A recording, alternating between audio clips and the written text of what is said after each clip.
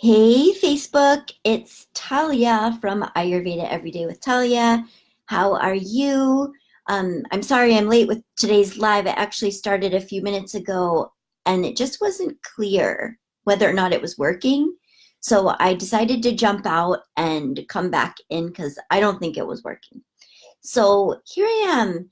And hello, I just completed about a big 10-day push talking to everyone who would listen about my rad cleanse for the fall season. And we just started that program yesterday. Super excited. We have over 70 amazing human beings committed to their health in that group. And today I thought I would do my Facebook Live about food, and specifically food that you could be nourishing yourself with at this time of year, because it's really on my mind. It's what I'm teaching about right now. And I've also been thinking about it a lot for myself because, as you can imagine, it's a ton of work to get a program out to the world and to tell everybody about it. And so I've been really conscious of what food I've been eating as I move through my whole, what we call in the online business world, my whole launch. And I've been eating some really great stuff and I want to share it with you, because also hard work like that, like when you're, hi Janet, when you're really pushing, and I know, pushing's not the greatest. It's not good to get speed trapped in your tissue. It's not good to push yourself when you're so tired that you need to go to sleep or rest, but you've got to get that thing done. And it happens, and we have deadlines, and that's part of what is going on for us in our world. So the food I'm going to talk about today is really good for nourishing the Vata dosha in particular, which is maybe not exclusively, but especially at this time of year, which is the Vata time, when you are pushing to complete a project or complete a deadline, it's really probable that you are increasing your Vata energy, which means you're really running your nervous system on thin, skating on thin ice, as one of my dear friends would like to say. And literally, because Vata is thin, it's dry and it's cold and it's light.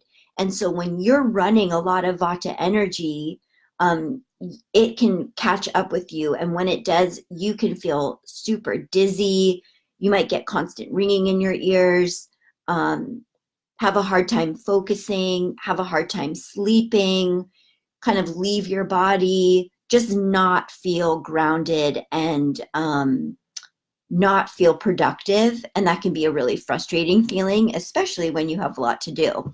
So some of the foods I'm going to talk about in today's live are very helpful for nourishing that Vata dosha, whether or not you are predominantly somebody who runs a lot of wind energy. This is very important information.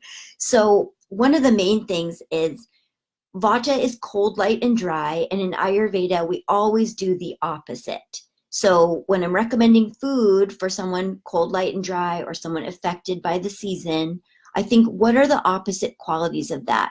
I've got wet, warm, and grounding. Those are the opposite qualities. So those are the foods I want to look to at this time of year, or when Vata is running high.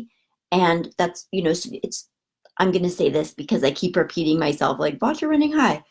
This is something so vital for especially women, but everybody, to get in touch with, of when you have too much Vata coursing through your veins. And so, it can look like stress. It can look like not sleeping well and the symptoms I mentioned a couple minutes ago. But it can also just be where you're in a really bad mood, where you're very quick to anger. Usually we think that anger is a pitta emotion, a fiery emotion, and it certainly is. But when you're stretched so thin that you have like no bandwidth or buffer to just kind of be like, it's okay, I get it, or like, it's not that big of a deal, I wasn't that attached, whatever, you can get so quick to anger and frustration because you're just stretched too thin. So this is an important point for anyone with a nervous system and with an emotional system.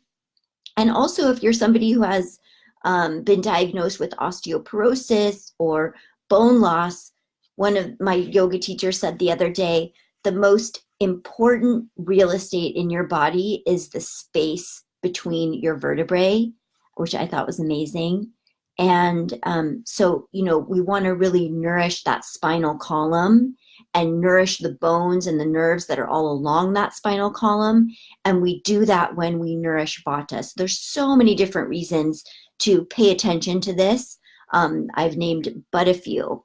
So one thing that I've been eating this past week, because I really thought ahead for this launch that I've been in, and I wanted to make sure I had lots of good food in my refrigerator, so I wasn't going to have to cook too much or seek outside of myself for good, healthy, nourishing food. So one thing I did was I made in advance this butternut squash, ginger, sweet potato soup. And truly, this is how easy it was. I boiled some water. I chopped up the butternut squash and the sweet potato. I threw it in the water until it was fork tender. And then I pulled it out. I put it in my food processor with minced ginger, a few spices like cinnamon. I think I did some ground ginger, some rosemary, some basil, some cumin. I put some miso paste in it for flavor. Also because miso is sour, salty, and when you don't boil it, it has tons of enzymes. So it wasn't put in anything boiling. It was with some food that had been cooked, the vegetables that had been cooked, but they weren't boiled or boiling anymore. So I put my miso paste in, and then I put a little bit of ume plum vinegar, which is another one of my favorite sour, salty ingredients this time of year in particular. And I blended it up with some broth, and I've been eating that for the past couple days. So good. And then I mixed into it non-genetically modified lecithin powder. And I only have ever found this particular, no, I don't want to end my life, this particular non-genetically modified lecithin powder from Health Force Superfood. So I'm actually typing their name into the chat because there are other lecithins on the market, like sunflower lecithin, even from egg yolk, and sunflower seeds and egg yolk are a really great source of natural lecithin. So I do recommend this time of year, if you're not allergic to eggs, if they don't cause inflammation for you, to do soft boiled eggs. Please don't knock on my door right now. Thanks. And I forgot to put my do not disturb sign up. And sunflower seed butter is an excellent natural source. And non-genetically modified lecithin powder from Health Force is my most favorite because it is just this direct nectar line to your nervous system. What lecithin does for your body is it nourishes the myelin sheath, and that's the nerve synapse between your body and your brain. It has no flavor. It has practically no texture either. It is an emulsifier, so it will help to emulsify fats, and it'll be a thickening agent in something that's like a vegan sauce or just a soup. Like sometimes I'll make that butternut squash, sweet potato, ginger soup, and it'll be a little bit thinner than I wanted it to be. Like I added too much broth or too much water. So I'll add lecithin to my bowl when I'm serving it to myself just to thicken it up a little bit. But mostly I use it to nourish my nervous system. So non-GMO lecithin powder, it's derived from soy, but it doesn't have any of the hard to digest parts of the soybean. Because usually I say to avoid most soy unless it's fermented because it's so cold and hard to digest. Now the exception for cold, heavy soy is a child who's broken a bone. It could be really healing and mending for that kid. And also some women in menopause, as long as phytoestrogens are not contraindicated for you, then soy can be a really wonderful cooling food to help you out as you move through your time of big change, especially if you're having a lot of heat issues. And I'm going to talk about yoga in this live as well, which is I know we don't think of yoga as food, but it is so unbelievably nourishing. And so I am going to show you one little yoga pose that I think of for this topic today. But anyway, I took that soup and I mixed it with some fresh basil pesto, just some fresh basil leaves from the farmer's market, olive oil, a little bit of lemon juice, some pumpkin seed butter. I could have also used sunflower seed butter if I wanted more lecithin. And I just stirred it into my soup, and it was just so amazing and so nourishing. So this time of year, when we're going for wet, warm grounding, every time I look at what I'm eating, I look at it and think, do I have all of these elements present? So let's break down what those three elements really mean. So wet is the quality of the food that you're eating. So if you're eating something really wet and you're eating it on a plate, it'll be hard to keep all that food on the plate because it'll be so wet, it just wants to run off the sides. Now, the exception is like if I'm making, say, I'm toasting some manna bread, which is one of my favorite, super easy, keep it in the fridge, don't even need to think about it. But when I'm really hungry and I only have 10 minutes to make a meal, that's what I'm going to have. I'll toast it. I'll take 2 pieces. I'll toast it in my oven until it's, just toasty. And then I'll put ghee on it. Maybe I'll do some, what's it called? Labneh, that yogurt cheese. I might put that basil pesto on it. Sometimes I'll do raw almond butter with a little bit of raw honey and cinnamon. I love manna bread because you can get really creative with it.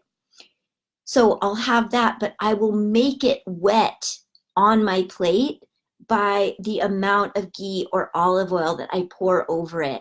I'll also put like a little side of raw sauerkraut, and I'll make sure that there's like juiciness from the sauerkraut on my plate so I can kind of rub or dip the backside, the underside of the manna bread into that juice.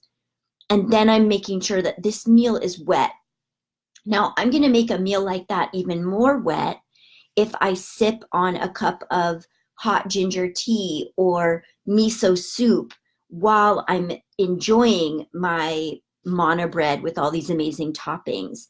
And there's a lot of I hear a lot of questions about whether or not you should drink fluids with a meal or not, or if you should drink between meals, like when is the right time to drink fluids according to Ayurveda. And there actually isn't one answer for everybody. It totally depends on you, your dosha, your digestion, your digestive fire, and how hot, cold, wet, dry, light or heavy you are. And also what the weather's doing outside. Like it's really dry and cold today in Santa Cruz. The sun actually did just come out. But you can see I'm kind of bundled up in my vest and my long sleeve shirt. And on a day like today, also when I'm pretty dry, just because of that I've been working hard and I've been pushing myself, I've been using my brain a lot. I could tell, it was harder to get to sleep the last couple nights. Like I really had to up my meditation efforts these last few days to get good sleep, to get grounded and in my body. So when I'm eating a meal like the manna bread and I'm kind of feeling thirsty already, definitely a warm, spiced drink is going to help my digestion, and it's going to help me moisten that toast. It's going to help me moisten it as it moves to stomach and then small intestine and etc. all the way along the digestive tract. Hi, Melissa. Happy that you're here. So, for someone cold and dry, definitely helps to have a warm broth or tea. Someone who's really heavy, wet, and dense, who's maybe like, I already feel so waterlogged, you probably don't need to drink anything during your meal. And you might not need quite as much wet in your daily meals as somebody who is dry is going to need, or somebody who's like exerting a lot of muscle energy is going to need. So, it's something to dance with. I can get more into it if you have questions, but I'll leave it at that for right now. And what else did I want to say? So I'm breaking down wet, warm, and grounding. Did I cover both wet? Yeah. So, the basic way to say wet is like, is it a soup? Is it a stew? Is it a broth? Are you having hot tea with your meal? And another thing with the concept of wet is oil and fat. Do you have any amount of oil or fat on your food? Because that will also promote that element of hydration. That's actually, I think a lot of people are afraid of oil, which makes me sad, because there's so many Ayurvedic studies that have been done where people started ingesting more oil in their diet, and a lot of the people like lost weight within the first 30 to 60 days of beginning that practice. So one way that can look is, again, with the manna bread example, I said I always put ghee on the bread when it comes out of the oven, or I'll pour olive oil over it. I'll make sure that I'm putting anywhere from 1 teaspoon to a tablespoon of really high quality raw oil on my food to get that wet hydrating aspect. Now, if you're constipated, then you definitely need more lubrication. So you could do oil on your food at every single meal, up to like 2 or 3 tablespoons a day, and it would help you be more regular. There was something else I was going to say, but I forget right now. If you have a hard time digesting the oil, like you see it in your stool when you go to the bathroom, you see a little bit of an oily film on the top of the water, you might need to add spices as well, which brings me to the concept of warm. So wet, warm, grounded meals. When you're thinking about food that is warm, it doesn't only mean warm in temperature, like it's a hot cup of soup. It also means whether or not you added any spices that increase fire in the body. And those are going to be the whole family of pungent spices. So think cinnamon, black pepper, onion, garlic, ginger, basil, even something like turmeric or cumin. I would say they're not, those are more tridoshic spices. They're not the most pungent, but they're certainly going to encourage healthy digestion and increase your digestive fire. Hi, Jennifer. So that's another way that I'll look at every meal. I'll be like, okay, I've got my wet down. Do I have something that's warm? Is there something warm here in temperature? Or is there something warm here in terms of spice? So here's some spices that are not particularly warming. Dill, fennel seed, peppermint, coriander. That doesn't mean that they're not great digestively. It means that they're more cooling spices. So if you're watching this live and you're like, what? I run hot. I don't want to make all my food warm. That's fine. But if you need some digestive support because you carry a lot of congestion, or you have even chronic runny nose, in my book, there's like, okay, we need to look at your respiratory system and your digestive system to see what's causing that. You're a prime candidate for bringing in some of those more cooling spices. And coriander is the digestive regulating spice in Ayurveda. I mean, it's for everyone, for anything: constipation, loose stool, bloating, gas, fatigue after meals, cramping, pain. Coriander's your friend. So use it. It's a really wonderful spice to get to know. And I was actually, when I was in New York City a few weeks ago, it seems like it was so much longer ago now, but we went to this amazing vegetarian restaurant for my friend's birthday. It's called Nix, Nix. And I want to say it was in the Village, in the East Village, maybe. Oh my God, it was so insane. It was so good. And I was the only one who didn't order alcohol. I ordered this like raspberry coriander elixir that was so insane. I'm actually going to try to recreate the recipe because it was so good. So look out for it. I'll add it to, I'll post it in Ayurveda every day once I figured out. But I took notes when I was still at the table drinking it because it was so crazy good.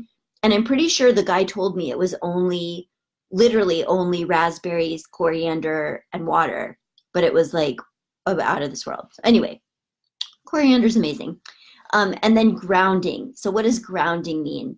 Grounding means that you are adding an element to your meal that helps you feel satiated, deeply nourished in your body. For people who eat meat, this is what meat does for them.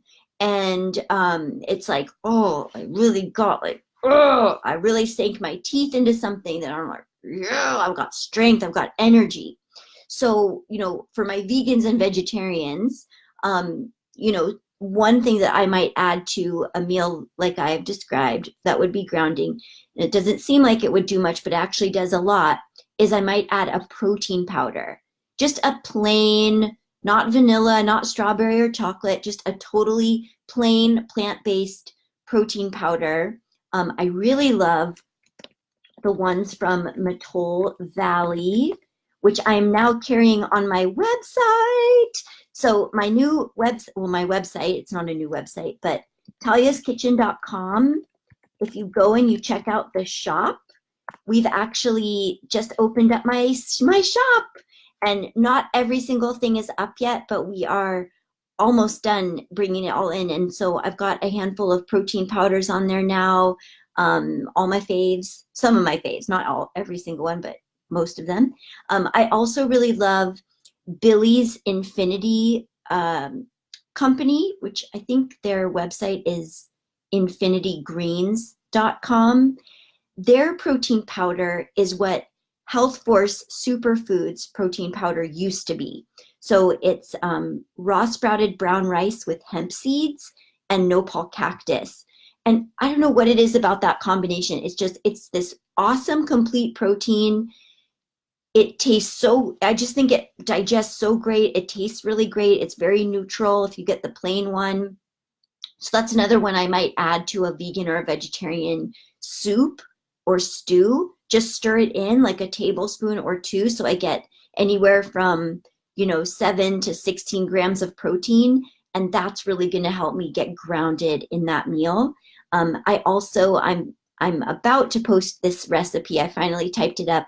I'll take an 8-ounce block of tempeh and I'll cut it into 1/2-inch cubes, and I'll saute it in some hot coconut oil with a bunch of cumin seed and mustard seed, maybe some rosemary, some really good salt, and I'll just saute it until it's browned on every side. And that tempeh is like, you so get to sink your teeth into it. It's almost like I want to say, like a deep fried kind of treat, but it's not deep fried, and it's just so amazing. So look out for that recipe. It is coming. And yeah, so protein is very grounding, and we're back to fat again. Fat is very grounding. But I find that when you're especially in need of grounding, that fat on its own isn't enough. It can still leave you wanting and then craving probably sugar. So the combination of fat and protein. So here's an example of how I might do that. Now I'm not vegetarian, so I'm going to use a not totally vegetarian example, but okay, I'm going to keep it simple and go to breakfast. Let's say I want to wake up and just like, okay, I've been stressed out. I want to start my day right. I want to ground my adrenals. I don't want to spike my blood sugar first thing in the morning. I'm going to get grounded, wet, warm first. So I'm going to take some dark leafy greens, whether it's kale or mustard greens, or I might even use a leek for this. And I'm going to just saute it in a little bit of ghee or coconut oil with a bunch of spices. I'm gonna put that off to the side. I'm gonna soft boil 2 eggs. Now I've got some protein, I've got lecithin, I've got some spice, so I'm starting to get there with like wet and warm. I've got a little bit of grounding because I've got those eggs, but I still don't feel like this is enough. And then I'm gonna add like a really small bowl of whole milk yogurt. I'm totally just imagining this, so this is just an example of what I might do. I'm gonna have some whole milk goat milk yogurt, and I'm gonna stir in a tablespoon of protein powder into that goat milk yogurt with a bunch of spices: cardamom, ginger, clove, nutmeg, and that's my meal. I've got wet, warm, and grounded. It's not a super stew, but I really thought about it like in all the pieces, and I made sure it was there. So the eggs they're soft boiled, they're not hard. So there's a wetness to them, they're protein, I've got grounding, I cooked them, they're warm.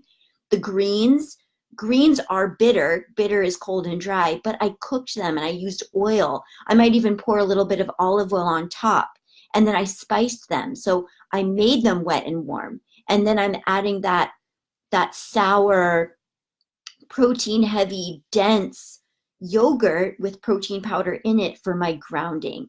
I could do all kinds of things, honestly. It doesn't have to be that. Like if you have my cookbook, the Ayurvedic Vegan Kitchen, one of my all-time favorite things in there is the quinoa pancakes, which you can also make with buckwheat. They're amazing. It's literally soaking quinoa overnight, draining it, adding a little bit of fresh water, a little bit of salt, putting it in your blender, and now you have pancake batter that's made from whole quinoa or buckwheat.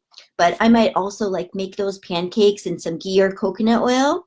And then like the manna bread, I can put anything I want on top of them. So I might put the soft boiled eggs and pesto and raw pumpkin seed butter or almond butter. You can get really creative and even start making your own jams and butters with nuts and seeds and protein powders and really simple sweeteners like dates and raw honey and maple syrup and spices, and just come up with all kinds of cool creations. So that's actually would be really fun, is if anyone is feeling just like ultra inspired from what I'm talking about, and you do go ahead and make something rad out of listening to today's live, post about it in our group. That would be super awesome, in the Ayurveda Everyday with Talia group.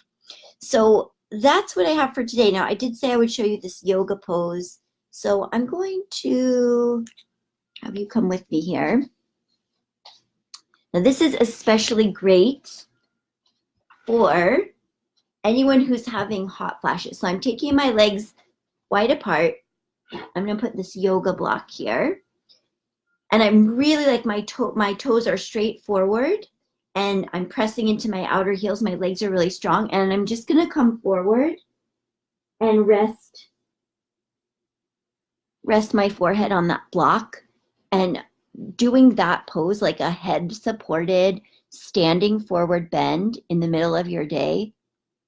Unbelievable. In fact, when I get off this live, I'm just going to do that for a few more minutes. So I hope you got a lot out of this and it helps you practice your Ayurveda every day. This is Ayurveda Everyday with Talia. Thanks for being here. Talk to you next time.